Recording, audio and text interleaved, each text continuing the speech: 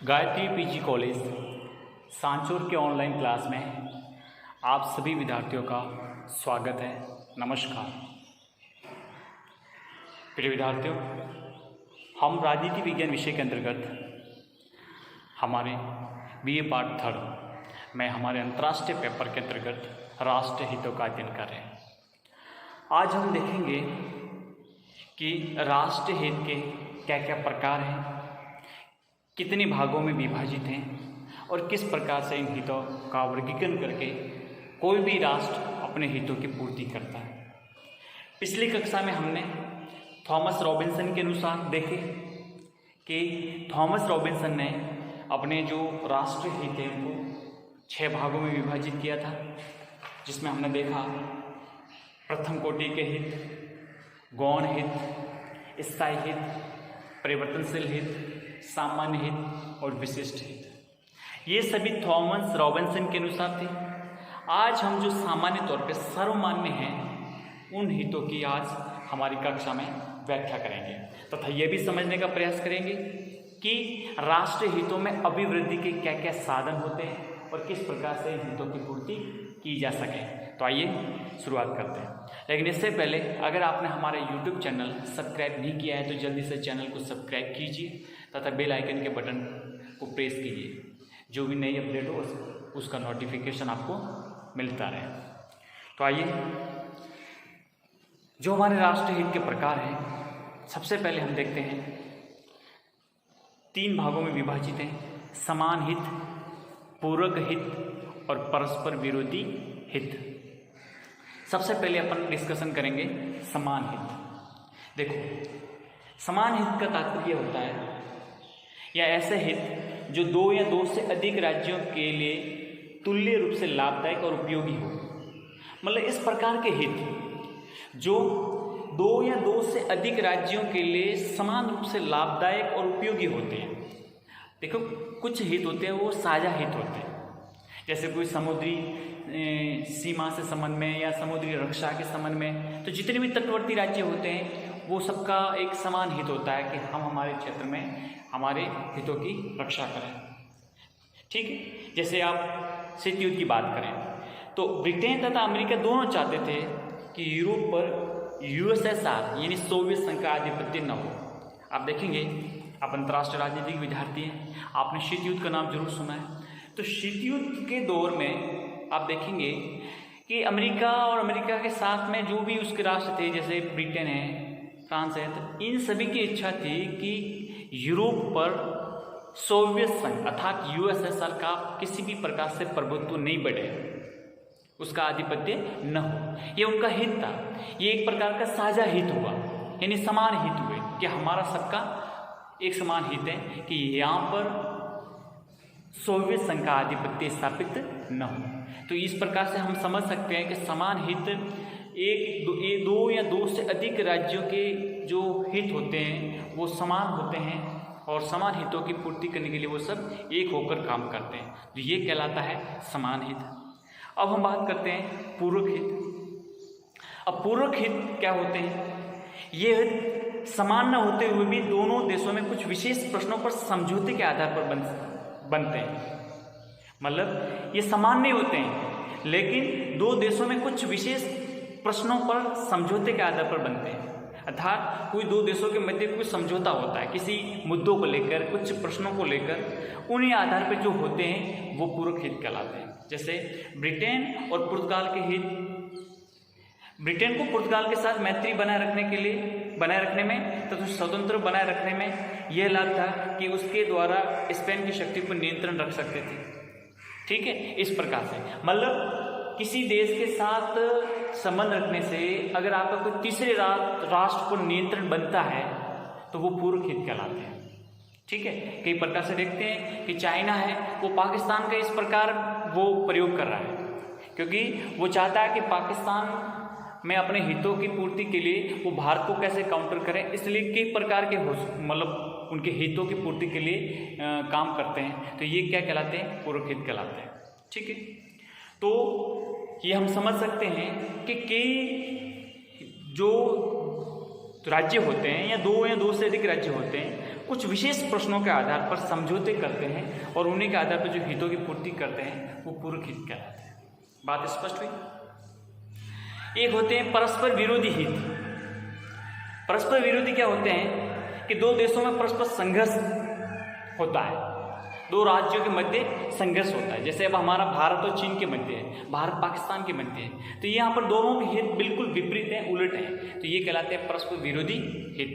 ठीक है, इस प्रकार से आप देखेंगे जैसे हमारे जम्मू एंड कश्मीर को लेकर भारत और पाकिस्तान में के दोनों परस्पर विरोधी हित हैं। स्पष्ट हुआ। तो ये जो हित हैं वो इनको इस प्रकार से हम समझ सकते हैं। ठीक है, तो ओवरऑल कह सकते हैं कि एक तो ये है, एक और है राष्ट्रीय हितों को जो सर्वमान्य वस्तु तो समझ सकते हैं। वो ये है कि राष्ट्रीय हित दो प्रकार से होते हैं, दीर्घकालीन और तत्कालीन। यानी लॉन्ग टर्म के लिए, लंबी प्रक्रिया के लिए, लंबे समय के लिए। एक होते हैं तात्कालिक जो समय के साथ पैदा होते हैं, तो दीर्घकालीन को मार्मिक भी कह सकते हैं और तत्कालीन को अमार्मिक भी कह सकते हैं। तो देखो, मार्मिक या दीर्घकालीन राष्ट्रीय हित किसी राष्ट्र के मूलभूत और अन्य महत्वपूर्ण हित होते हैं। लंबे समय के लिए किसी भी राष्ट्र के लिए जो हित होते हैं वो बहुत ही महत्वपूर्ण होते हैं, उस राष्ट्र के लिए बेहद महत्वपूर्ण होते हैं, क्योंकि वो कभी आसानी से बदलाव नहीं होता है, उसमें परिवर्तन नहीं किया जा सकता। और ये किसी राज्य के वे हित होते हैं जिन पर राज्य कोई भी रियायत देने को तैयार नहीं हो और जिनकी रक्षा के लिए वे जरूरत पड़ने पर युद्ध करने को भी तैयार हो सकता है। आप समझ सकते हो कि ये ऐसे हित होते हैं कि राज्य किसी भी प्रकार का उन हितों के लिए कोई रियायत देना स्वीकार नहीं करता है और जरूरत पड़े तो युद्ध भी करना पड़े।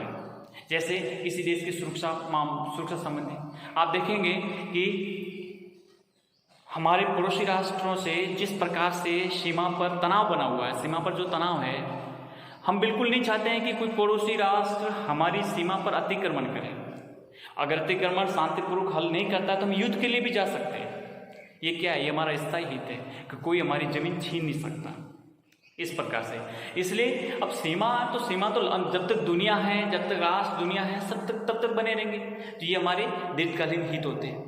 ठीक है, कहने का तात्पर्य ये हुआ कि इस प्रकार के हित होते हैं कि इन पर किसी प्रकार की कोई भी राज्य को रियायत नहीं दी जा सकती और उनकी रक्षा के लिए अगर जरूरत युद्ध करने की पड़े तो भी युद्ध करने के लिए वो राष्ट्र तैयार रहते हैं। किसी देश का मानविक हित इतना बुनियादी समझा जाता है कि अक्सर इन्हें अस्थायी और दीर्घकालीन समझा जाता है। कहने के तात्पर्य ये बहुत ही मार्मिक होते हैं जिसको कभी भी किसी भी स्थिति में बिल्कुल बदल नहीं सकते और हमेशा के लिए स्थायी बने रहते हैं। इसलिए इनको प्राय दीर्घकालीन या मार्मिक हितों के रूप में जाना जाता है। स्पष्ट हुई।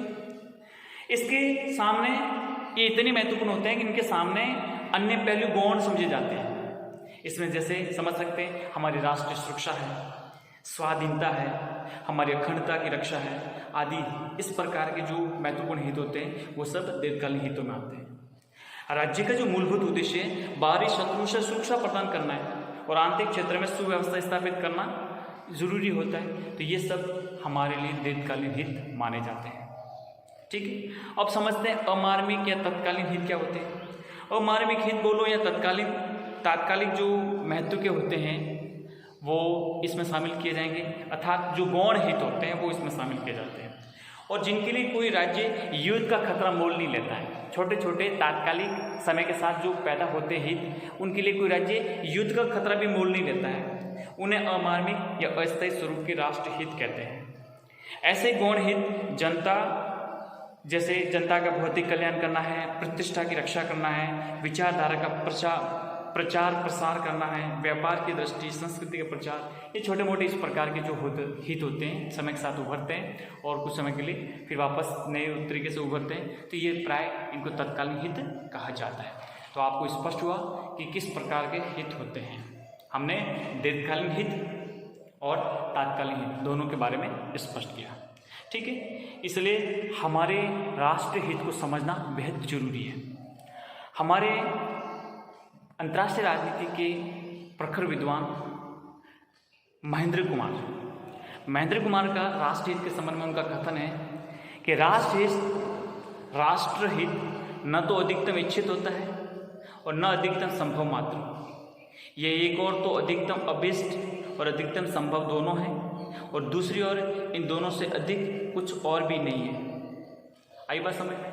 यह राष्ट्रीय हितों के संबंध में महेंद्र कुमार के अपने कुछ विचार हैं।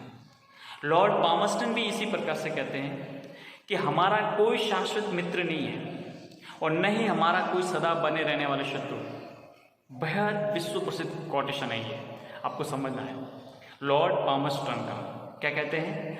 हमारा कोई शाश्वत मित्र नहीं है। इसका मतलब हमारा कोई हमेशा लॉन्ग टर्म के लिए एकदम यूँ कहेंगे नहीं हमारा तो ये मित्र है और मित्र रहेगा, ऐसा कुछ भी नहीं है। और नहीं हमारा कोई सदा बना रहने वाला कोई दुश्मन है। अर्थात कह सकते हैं कि अंतर्राष्ट्रीय राजनीति में न तो कोई किसी का मित्र है न कोई किसी का शत्रु है। आज मित्र है तो कल दुश्मन हो सकता है, आज जो दुश्मन है वो कल मित्र बन सकता है।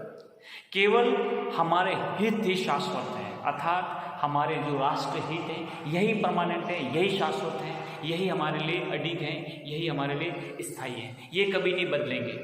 मित्र बदल जाएंगे, दुश्मन बदल जाएंगे, लेकिन हमारे हित कभी नहीं बदलेंगे। और इन हितों की पूर्ति करना या इन हितों का अनुसरण और संवर्धन करना हमारा कर्तव्य है। उन हितों का पूर्ण करना हमारा कर्तव्य है। ये लॉर्ड पामस्टन का विश्व प्रसिद्ध कथन है, आपको याद करना है। मैं आपको एक बार पुनः दोहरा रहा हूँ कि हमारा कोई शाश्वत मित्र नहीं है और न ही हमारा कोई सदा बने रहने वाले शत्रु।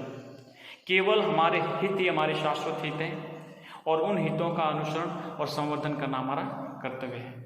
आई बात समझ में? ये एक प्रकार से लॉर्ड पामस्टन का बेहद प्रसिद्ध कथन है।